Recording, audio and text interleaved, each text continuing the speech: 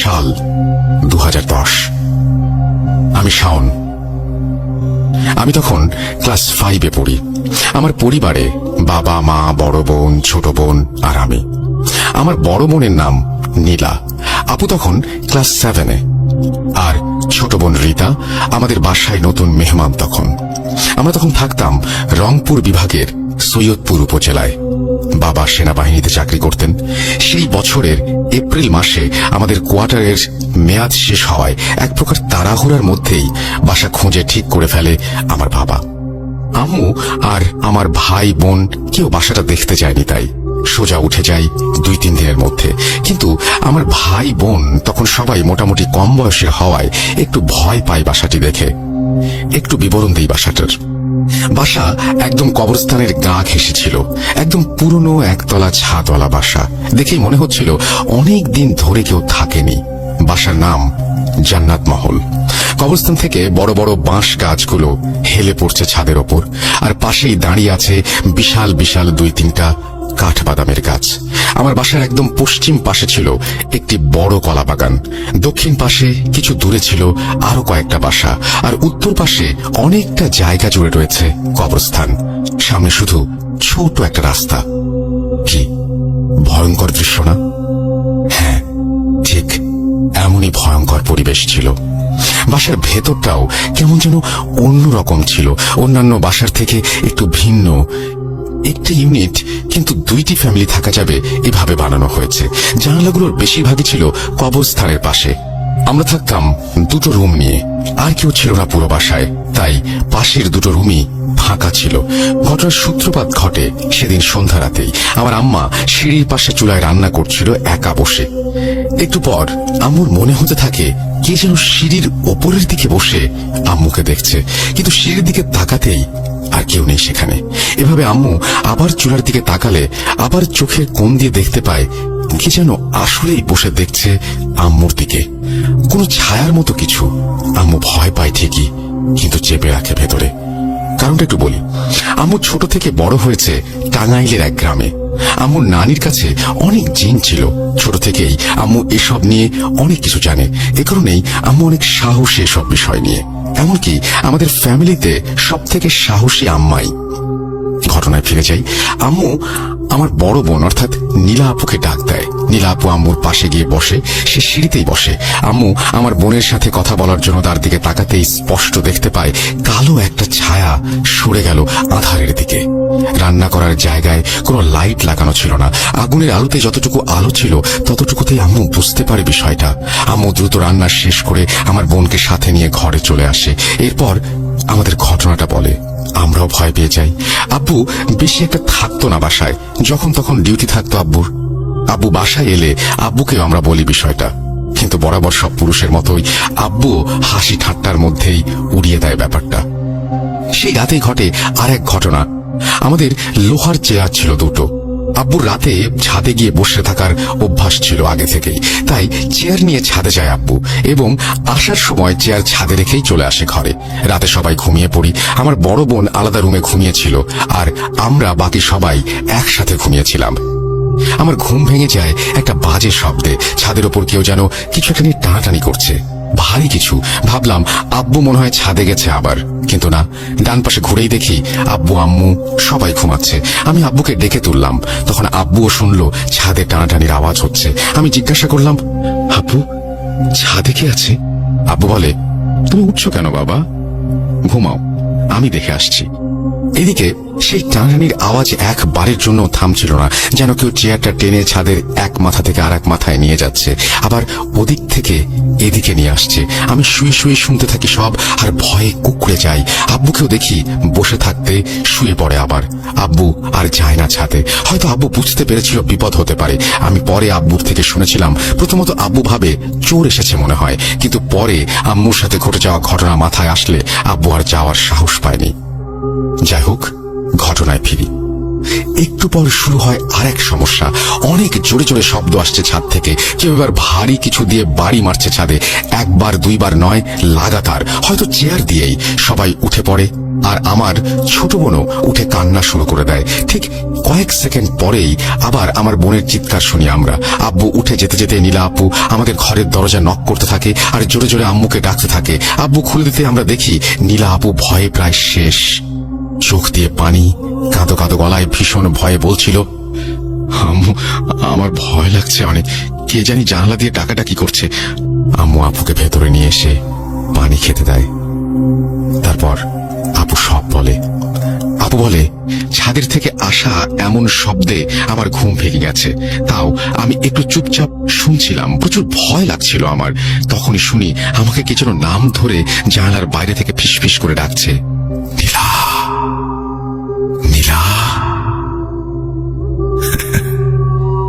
নীলা, নীলা, নীলা। এরপর সব চুপ হয়ে যায়। আমি আমার মনের ভুল ভাবি, কিন্তু তখনই হঠাৎ বুক কেঁপে ওঠে যখন আমার রুমের জানালায় কেউ খুব জোরে জোরে বাড়ি মারে আর অট্ট হাসি হাসা শুরু করে। আমি এতটাই ভয় পাই যে চিৎকার দিয়ে লাফ দিয়ে উঠে দৌড়ে চলে এসেছি। কারণ আমরা এলাকায় নতুন, তখন আমাদের কেউ চিনত না, কেউ নাম পর্যন্ত জানতো না। আমরা সবাই অনেক ভয়ে ছিলাম সেই রাতে। আব্বু ছাদে যেতে চাইলেও আম্মু যেতে দেয় না, আর সে রাতে আব্বুর যাওয়া হয় না। বলে, সমস্যা আছে এই বাসায়, থাক, যেতে হবে না এত রাতে, শুয়ে পড়ো সবাই। এভাবেই চলে কিছুক্ষণ, এরপর থেমে যায় একাই। সে রাতে আমরা 5 জন একটা খাটেই ঘুমিয়েছিলাম কষ্ট করে। কারোরই ঘুম হয়নি ভালোভাবে। সকাল হতে আব্বু আর আমি ছাদে যাই। নতুন এসেছি তাই ছাদ পরিষ্কার করা হয়নি এখনো। পুরো ছাদ জুড়েই ছিল বাঁশ আর কাঠবাদাম গাছের শুকনো পাতা। আমরা পুরো ছাদ জুড়েই শ্যাওলা জমে থাকতে দেখি। তার মাঝে স্পষ্ট বোঝা যাচ্ছিল যে রাত্রে চেয়ারটা কেউ এদিক থেকে ওদিক টানাটানি করেছে, কারণ জমে থাকা শ্যাওলা আর পড়ে থাকা পাতাগুলোর মধ্যে দাগগুলো স্পষ্ট বোঝা যাচ্ছে, যেমনটা হয় কেবলমাত্র কোনো কিছু টেনে নিয়ে গেলেই। দেখি চেয়ারটা উল্টে পড়ে আছে ছাদের এক কোনায়। আমরা চেয়ারটা ঘরে নিয়ে যাই। আব্বুকে রাতে ছাদে বসে থাকতে মানা করে দেয় আম্মু। আব্বু চলে যায় ডিউটিতে সকাল 8টার দিকেই। আম্মু আমাকে নিয়ে চলে গেল কবরস্থানের ওই মাথায় থাকা ছোট্ট মসজিদটাতে, যেটাকে লোকজন মাজার বলে থাকতো সে সময়ে। সেখানকার খতিবকে আমি ডেকে বাইরে নিয়ে আসলাম এবং আম্মু ওনার কাছে কালকের সব ঘটনা খুলে বলল। সব শোনার পর উনি উত্তর দেন, আসলে ওই জায়গাটাই এমনই, ওখানে কেউ থাকতে পারবে না। আপনাদের উচিত ছিল বাসাটা সম্পর্কে আগে জেনে নেওয়া। হুজুরের কাছে শুনেছি ওখানে 17টা জিনের আস্তানা। বাসাটার সমস্যা তখন থেকে শুরু যখন ওটা তৈরি হয়েছে। পুরো বাসাটাই কবরস্থানের ওপর তৈরি, এমনকি কবরস্থানের জমি দখল করে বাসাটা বানানো হয়েছে। অনেকেই এসেছিল থাকার জন্য, কিন্তু এমন সব ব্যবহার, এমন সব সমস্যার কারণে কেউ থাকতে পারেনি। এই তো আপনাদের ওখানে ওঠার আগে একটা মাদ্রাসা চালু করা হয়েছিল সেখানে, মূলত এসব সমস্যা শেষ হয়ে যাবে এটা ভেবেই। কিন্তু মাদ্রাসাটাও বন্ধ হয়ে গেছে প্রায় 1 বছর হলো। ওখানে বদজিনের অত্যাচার প্রচুর, ওদের কেউ থামাতে পারেনি এখনো পর্যন্ত, কারণ ওরা সংখ্যায় অনেক। মাদ্রাসার ছাত্ররা থেকে শুরু করে হুজুররাও ভয়ে চলে গেছে। যদি সমাধান চান তবে আপনাদের উচিত হবে জলদি বাসাটা ছেড়ে দেয়া। ওনার সাথে কথা বলে কথা শেষ হলে আমরা বাসায় চলে আসি। এত দ্রুত অন্য ভালোবাসা খুঁজে পাওয়াটাও সমস্যা। সেই সময়ে বাসাও কম ছিল, তাই এক প্রকার বাধ্য হয়েছিলাম আমরা ওই বাসাটাতে থাকার জন্য। সেদিন দিনের বেলা আর কোনো সমস্যা হয় না, কিন্তু রাতে আবার ভয়ঙ্কর অধ্যায় সূচিত হয়। সম্ভবত বৃহস্পতিবার ছিল দিনটা, কারণ আব্বু সেদিন রাত্রে ডিউটি ছিল না। আম্মু বাইরে রান্না করছিল, সাথে নীলা আপুও ছিল। কিছুক্ষণ পর আপু উপলব্ধি করে তার কানের কাছে পেছন থেকে কেউ ফিসফিস করে কি যেন বলছে। আসলে কেউ বললে ভুল হবে, আপু আমাকে বলেছিল কয়েকজন ভিন্ন গলায় আপুর কানের কাছে ফিসফিস করে কথা বলা বলি করছে আর খুবই আস্তে আস্তে হাসছে। আপু ভয়ে জমে স্থির হয়ে যায় তখন, যখন তার চোখ পড়ে বাসার প্রাচীরের দিকে। আপু দেখতে পায় একটা ভীষণ কালো লম্বা অবয়ব বসে আছে ঠিক প্রাচীরের ওপর, অপলকে আপুর দিকেই তাকিয়ে। আপুর বর্ণনা অনুযায়ী তার চোখগুলো ছিল স্বাভাবিকের তুলনায় বেশ বড়, আর মুখে এক বিভৎস রকমের হাসি। বাইরে লাইট ছিল না আমাদের, তাই আধারের মধ্যে তার চোখ আর দাঁতগুলো স্পষ্ট বোঝা যাচ্ছিল।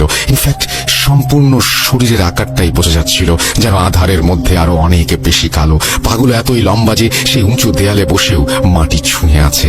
আপুর শরীর অসাড় হয়ে আসতে থাকে এটা দেখে। আবার কানের কাছে সেই ফিসফিস শব্দটাও ভেসে আসছে। আপু পারছে না সেই অবয়ব থেকে চোখ সরাতে। সামনে আম্মু বসে আছে, কিন্তু পারছে না ডাকতে। অবয়বটা বিভৎস হাসি হাসছে আর হাত ইশারা করে ডাক দিচ্ছে। ঠিক তখনই আপু আর সহ্য করতে না পেরে জ্ঞান হারায় ওখানেই। আম্মুর ডাক শুনে আমি আর আব্বু দৌড়ে যাই সিঁড়ির কাছে। এই অবস্থা দেখে আপুকে উঠিয়ে এনে বিছানায় শুইয়ে দেই। তারপর আম্মু তেল মালিশ করে দেয় পায়ে হাতে। প্রচুর ঠান্ডা হয়ে গিয়েছে আপুর শরীর। আপনাদের হয়তো বিশ্বাস করতে কষ্ট হবে, কিন্তু এটাই সত্য। সেই শীতল শরীরে হঠাৎ করেই প্রচন্ড জ্বর ওঠে। আম্মু তখন জ্বর কমানোর জন্য পানি পড়তে দিতে থাকে। আব্বু জলদি গিয়ে মাজারের হুজুরকে মাজার থেকে ডেকে আনে। তখন এশার আজান হয়ে গেছে। হুজুর এসে কিছু সূরা আর দোয়া পড়ে ফুঁ দিয়ে যায়। তারপর কিছুক্ষণ পরেই আপুর জ্ঞান ফেরে, কিন্তু শরীরে প্রচন্ড জ্বর। এরপর আপু সবকিছু হুজুরকে খুলে বলে, আর সাথে আমরাও জানতে পারি ঘটনাটা। হুজুর আগে থেকে জানতো এখানে কেমন ঘটনা ঘটে। হুজুর যেভাবে বলেছিলেন সেই আলোকে কিছুটা লিখছি। হুজুর বলেন, আপনারাই প্রথম না, এর আগেও যতজন ছিল এই বাসায় সবাই আমাদের কাছে এসেছিল, কিন্তু তাদেরকে একটাই সমাধান দিতে সক্ষম হয়েছি, বাসাটা যেন জলদি ছেড়ে দেয়। আপনাদেরকেও আমি এটাই বলবো, যত জলদি পারেন এই বাসা ছেড়ে দিয়ে অন্য কোথাও চলে যান, ভালো হবে। এখানে কেউ শান্তিতে থাকতে পারবে না। এই বাসায় 17টা জিন রয়েছে, যার সবকটাই শয়তান। এরা কাউকেই পছন্দ করে না এখানে। আপনাদের ভয় দেখাতেই থাকবে যতক্ষণ না পর্যন্ত আপনারা চলে যান এখান থেকে। আর এদের তাড়ানোও যায় না, এরা অনেক শক্তিশালী। তাই আপনারা যত দ্রুত পারেন চলে যান এখান থেকে। আজকে রাতটা আপনার মেয়েকে দেখে রাখুন, চিন্তার কোনো কারণ নেই, সুস্থ হয়ে যাবে খুব জলদি ইনশাল্লাহ। মাথায় পানি দিতে থাকুন, কাল তাবিজ পাঠিয়ে দেব আপনার 2 মেয়ের জন্যই।